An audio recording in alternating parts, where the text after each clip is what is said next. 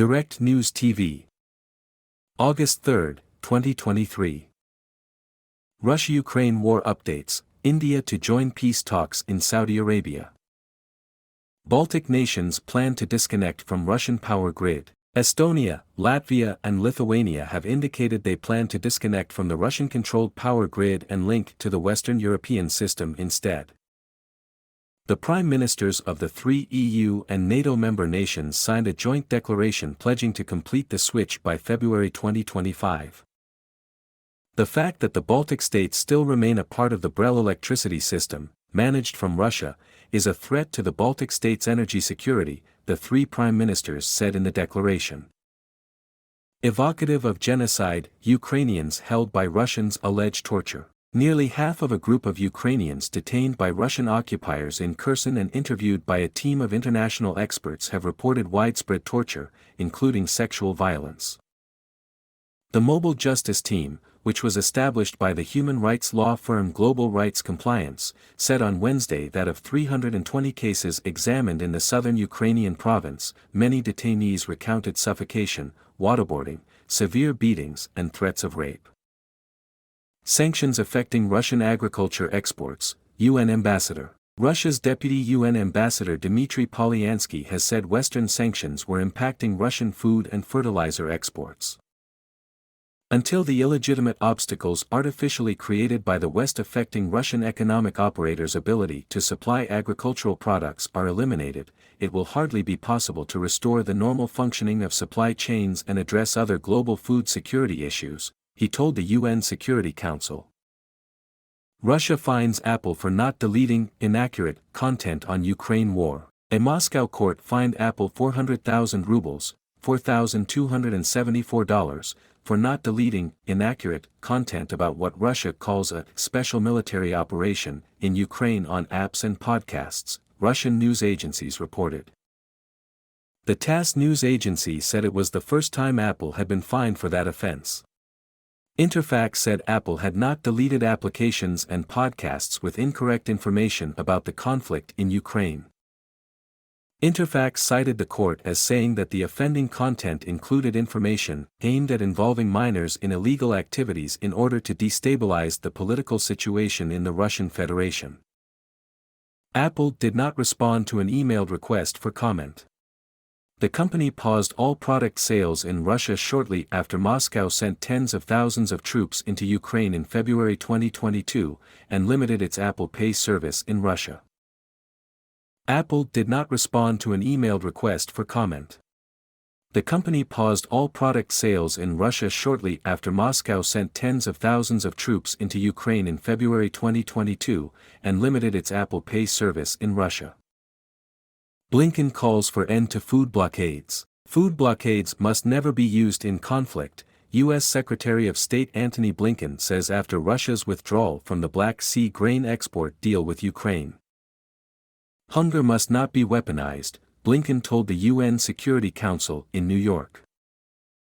Every member of this council, every member of the United Nations should tell Moscow enough using the Black Sea as blackmail, said Blinken. Enough treating the world's most vulnerable people as leverage.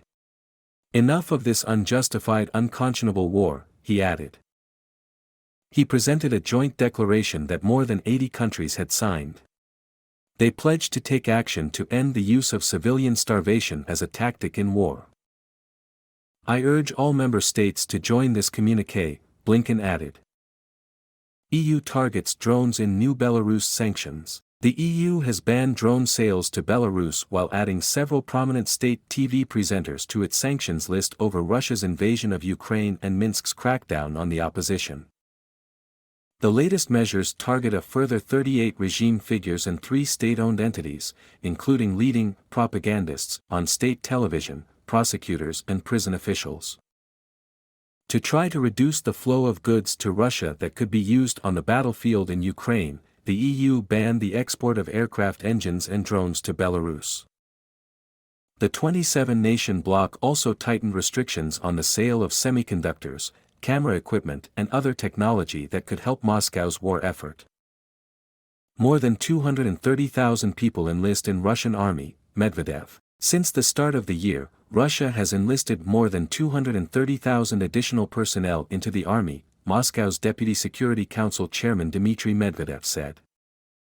This year, Moscow has ramped up military recruitment to beat back an ongoing Ukrainian counteroffensive and hold previously captured territories.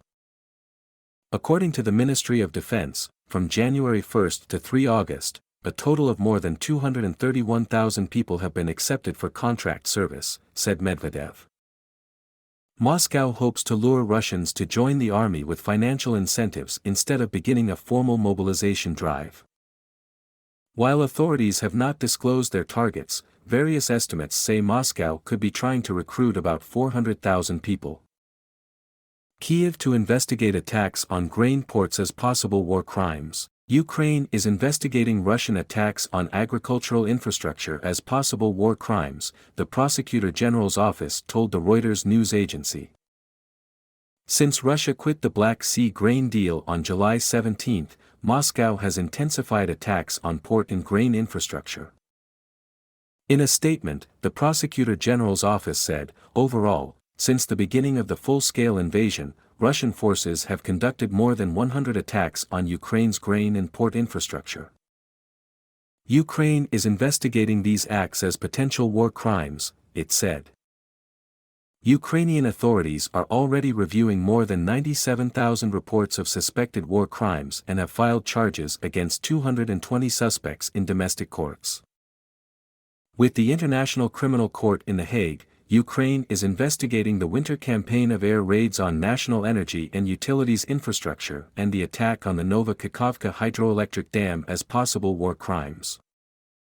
Germany rules out sending Taurus missiles to Ukraine. German Defense Minister Boris Pistorius has ruled out supplying Ukraine with long-range Taurus missiles, saying it is not a top priority.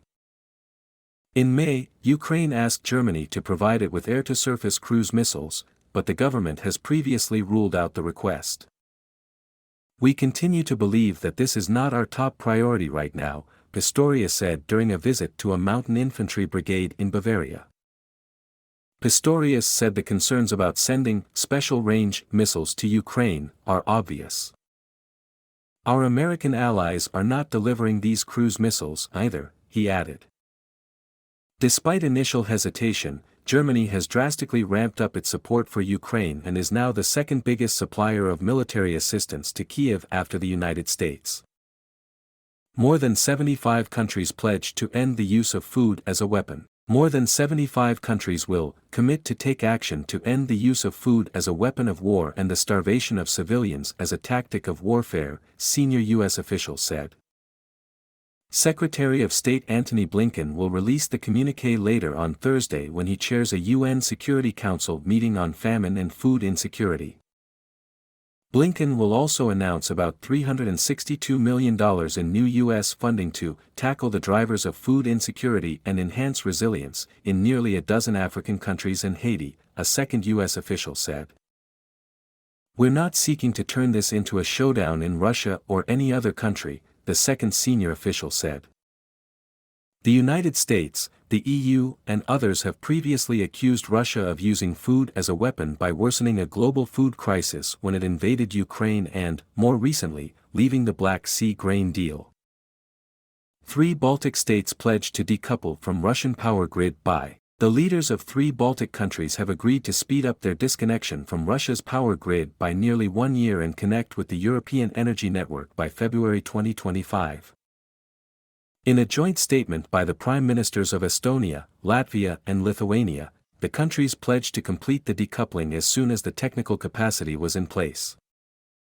The shifted geopolitical situation, resulting from the unprovoked invasion of Ukraine by the Russian Federation, has also significantly deteriorated the energy security situation in the region and increased the risks of unplanned desynchronization of the Baltic states' electricity systems from the Russian grid, the 3 prime ministers said. While the 3 countries, who were once part of the Soviet Union, do not currently buy electricity from Russia, they remain physically connected to its power grid. At least 100 Adidas stores remain in Russia, says CEO. The sportswear company Adidas says it is still in the process of pulling its stores from Russia, CEO Bjorn Gulden said. Golden told reporters, "We have about 100 stores that are not operational, and of course, they have been offered on the market. They can be sold to individuals or they can be subleased," Golden said. "There is no timeline for that, but right now, we are paying the lease, so the earlier it happens the better." In October, Adidas decided to permanently halt business in Russia, having closed all its stores and suspended online sales in March last year following the invasion of Ukraine. My name is Kingsley.